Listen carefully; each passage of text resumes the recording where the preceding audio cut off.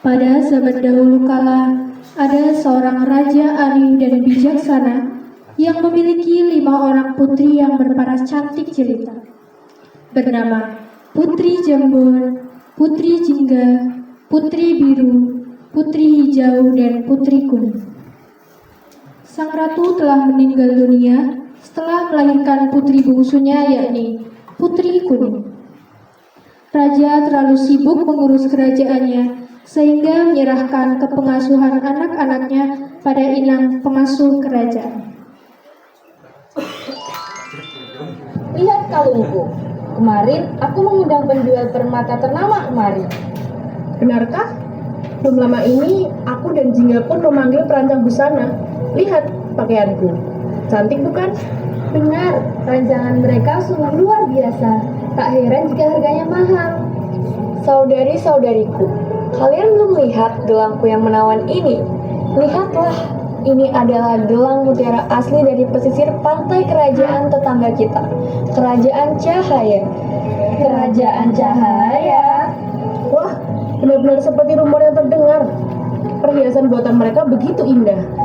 Tapi, ada kalung yang benar-benar kuinginkan sekarang. Kalung hijau zamrud dari Kerajaan Rimba. Kuharap bisa segera mendapatkannya. Hei, Kuning, kulihat pakaianmu itu-itu saja. Gaun ini masih bagus dan nyaman dipakai, tidak apa-apa. Putri-putriku, kalian di sini. Ayah! Ayah hendak berkunjung selama beberapa minggu ke Kerajaan Cahaya untuk menjalin kerjasama. Buah tangan apa yang kalian inginkan? Ayah akan membawanya saat pulang nanti. Ayah, saya mau selendang dan sepatu bahan terbaik yang terkenal di Kerajaan Cahaya.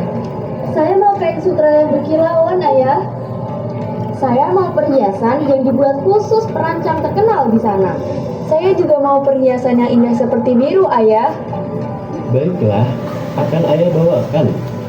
Kuning, kau mau apa? Saya tidak butuh apa-apa, Ayah. Saya hanya ingin Ayah pulang dengan sehat dan selamat. Bilang saja kalau kamu memang tidak tahu mau oleh-oleh apa, karena kamu memang kuno. Tidak apa-apa. Terima kasih, Kuning. Kamu memang anak yang perhatian. Nanti ayah bawakan juga oleh-oleh buatmu.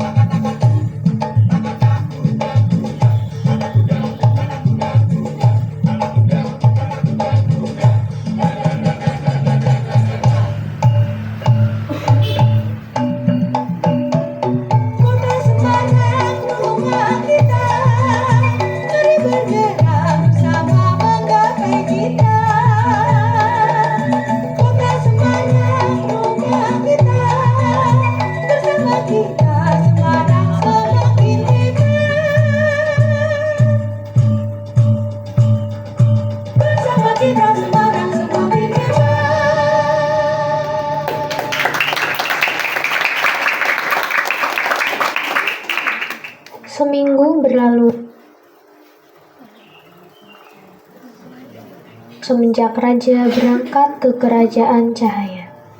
Selama sang raja pergi, para putri semakin nakal dan malas.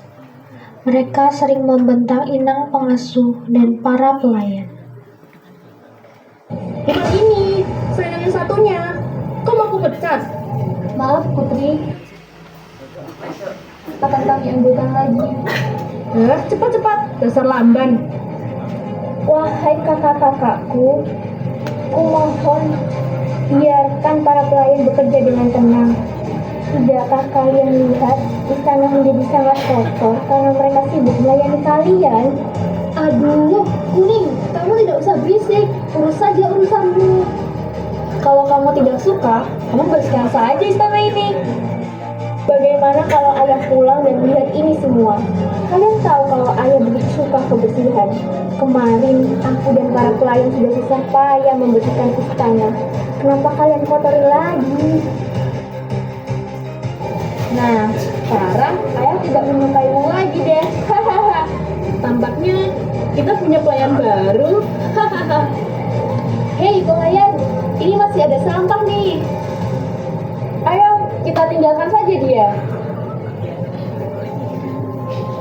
Andai saja kakak-kakak bisa lebih perhatian dan peduli pada sekitarnya, sehingga tidak menyisakan ayah di istana ini. Mereka sungguh keterlaluan. Mestinya ayah tak perlu membawakan apa-apa untuk mereka. Esoknya, sang raja pulang kembali ke istana. Para putri tidak sabar bertemu ayahnya, terutama kakak-kakak putri kuning yang sangat menantikan oleh-oleh yang dibawakan ayahnya. Para putri sangat gembira menerima barang yang mereka inginkan benar-benar dibawakan oleh ayahnya. Terima kasih ayah, saya sangat menyukainya. Kami juga ayah. Syukurlah kalian menyukainya. Kuning, kemarilah. Anakku yang rajin dan baik budi, ayahmu tak mampu memberi apa-apa selain kalung batu hijau ini. Bukannya warna kuning kesayanganmu. Ayah mendapatkannya dari raja kerajaan Limba. Ayah sudah mencari-cari kalung dengan batu berwarna kuning, namun ayah tak menemukannya dimanapun. Sudahlah ayah, tak mengapa. Batu hijau pun cantik. Lihat, serasi benar dengan baju saya yang berwarna kuning. Terima kasih. Yang penting, ayah sudah kembali. Akan saya buatkan teh hangat untuk ayah. Baiklah, kalau begitu ayah akan ke kamar untuk istirahat. Biar kami antar ayah. Beberapa hari kemudian, Putri Kuning sedang menyapu taman kesayangan ayahnya. Meskipun sudah dilarang oleh raja dan para pelayan, Putri Kuning tetap kukuh pendirian karena ia menyukainya. Tak lupa dirinya menggunakan kalung pemberian ayahnya tempo hari.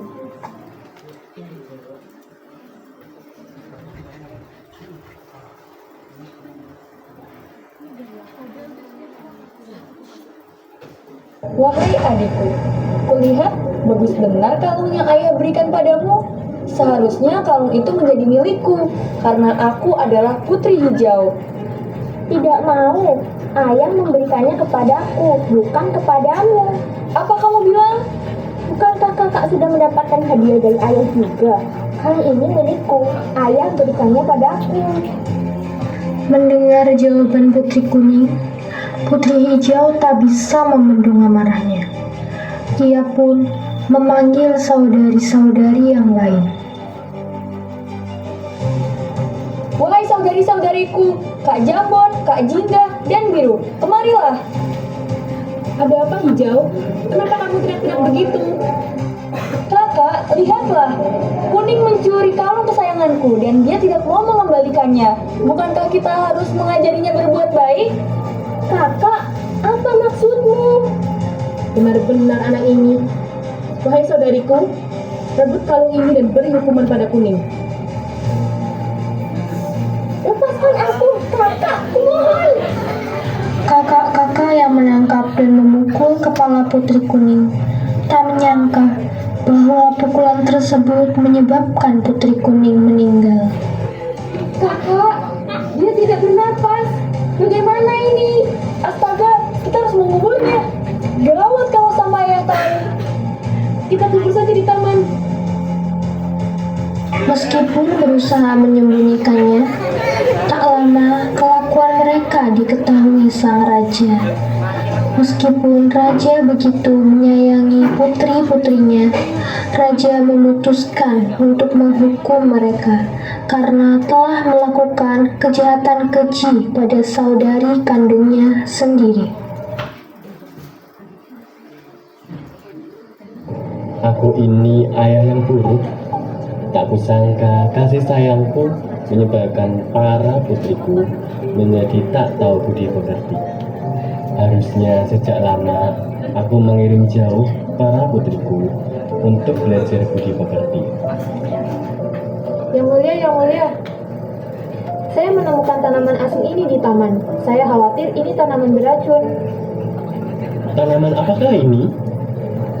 Batangnya bagaikan jubah putri.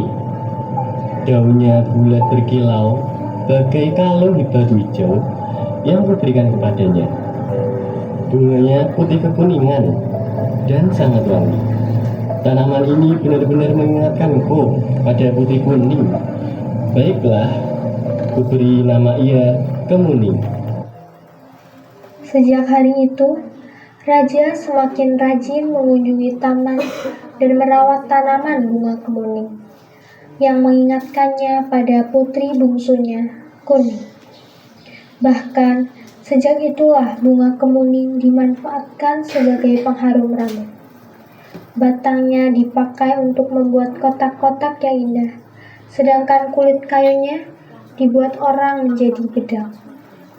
Setelah meninggal pun, Putri Kuning masih memberikan kebaikan tak terhenti. Ingatlah bahwa kebaikan akan membuahkan hal-hal yang baik, meskipun kejahatan seringkali menghalanginya.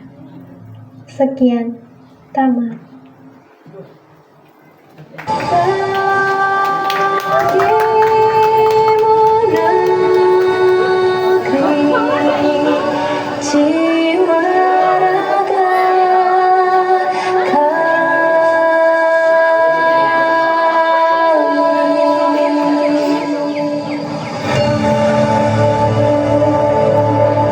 Indonesia is the most beautiful land in the universe. The land where we were born. The nation where we grew up. So many colors that live together in peace. With a million timeless treasures. With an abundance of natural wealth. Indonesia is not just wonderful. Indonesia is a wonderland.